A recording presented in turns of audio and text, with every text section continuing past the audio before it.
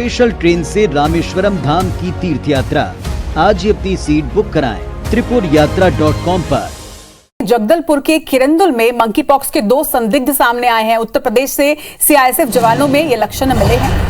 Jagdalpur medical college में इस वक्त दोनों ही जवानों को भर्ती करवाया गया है। पीड़ित जवानों के सैंपल भी रायपुर भेजे गए हैं, जिसके बाद ही ये पुष्टि हो पाएगी कि क्या ये जो सिम्टम्स हैं ये मंकी पॉक्स के ही है। स्वास्थ्य विभाग को भी इसकी जानकारी दी गई है। तो जगदलपुर मेडिकल कॉलेज में इस वक्त दोनों ही सस्पेक्ट्स को भर्ती कराया गया है। पीड़ित जवानों के सैंपल रायपुर भेजे गए हैं, जो अब टेस्ट के लिए जाएंगे। तो किरंदुल में मंकी पॉक्स के 2 संदिग्ध की बात सामने आई है। उत्तर प्रदेश से ये सीआईएसएफ के जवान लौटे थे, जिसके बाद इनमें मंकी पॉक्स के लक्षण नजर आए और लक्षण मिलने के बाद इन्हें मेडिकल कॉलेज में भर्ती कराया गया है और उनके सैंपल्स को जांच के लिए रायपुर भेजा गया है, जिसके बाद अब वो आगे लैब में जाकर जांच होगी और रिपोर्ट आने के बाद ही हालांकि ये पुष्टि हो पाएगी, लेकिन एहतियातन फिलहाल उन्हें आइसोलेशन में रखा गया है। तो छत्तीसगढ़ में लगातार संदिग्ध मरीजों की संख्या जो है वो बढ़ती जा रही है। इसके पहले एक बालक कांकेर का सामने आया था, वहीं भिलाई से भी एक मामला सामने आया था, जिनकी ट्रैवल हिस्ट्री भी थी, वो ओमान से वापस लौटे थे। और ये जो 2 सीआईएसएफ के जवान बताए जा रहे हैं, ये यूपी से वापस आए हैं और उसके बाद अब उनमें मंकी पॉक्स के लक्षण नजर आ रहे हैं। इस खबर पर ज्यादा जानकारी के साथ हमारे सहयोगी नरेश मिश्रा हमारे साथ जुड़ रहे हैं। नरेश, जिस तरह से ये खबर सामने आ रही है, सिम्टम्स कुछ नजर आ रहे हैं मंकी पॉक्स के, क्या अपडेट है आपके पास?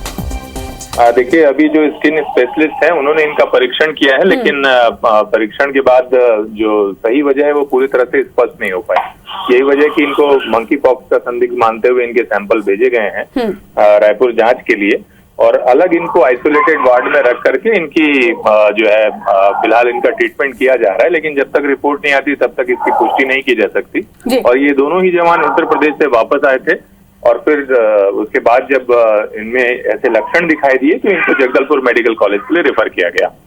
नरेश, कब तक रिपोर्ट्स आ जाएंगी? क्योंकि रिपोर्ट्स आने तक तो उन्हें आइसोलेशन में ही रखना पड़ेगा। इसके साथ ही स्पेसिफिक ट्रीटमेंट जो होता है मंकी पॉक्स का, वो भी जांच रिपोर्ट आने के बाद ही हो पाएगी। तो अब तक आपके पास कोई जानकारी कि जांच रिपोर्ट कब तक आ जाएगी?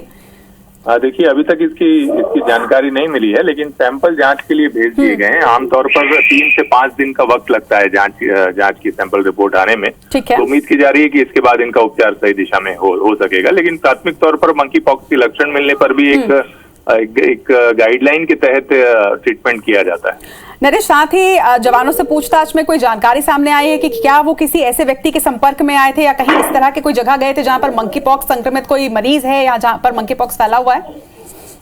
देखिए, ठीक बात ये रही कि एक तरह से ये लोग उत्तर प्रदेश से छुट्टी मनाकर वापस लौटे थे। तो स्थानीय स्तर पर या जिस कैंप में रह रहे हैं वहाँ इसकी और संदिग्धों के मिलने की संभावनाएं कम दिखाई दे रही हैं। और ऐसा लगता है कि जब यात्रा के दौरान ये लोग वापस लौट रहे थे तब हो सकता है किसी के संपर्क में आए हों, लेकिन खुद जवानों को इस तरह की कोई जानकारी नहीं है।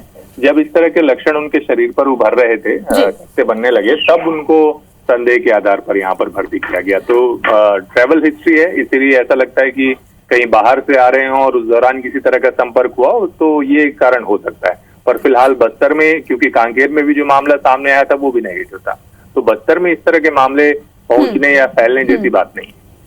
चलिए, खबर पर नजर बनाकर रखिएगा नरेश। फिलहाल तमाम जानकारी के लिए आपका बहुत बहुत शुक्रिया। तो मंकी पॉक्स के 2 और संदिग्ध मिले हैं और IBC 24 भी तमाम दर्शकों से अपील करता है कि मंकी पॉक्स को लेकर भी अलर्ट जारी किया गया है, तो आप भी सतर्क रहें, सावधान रहें।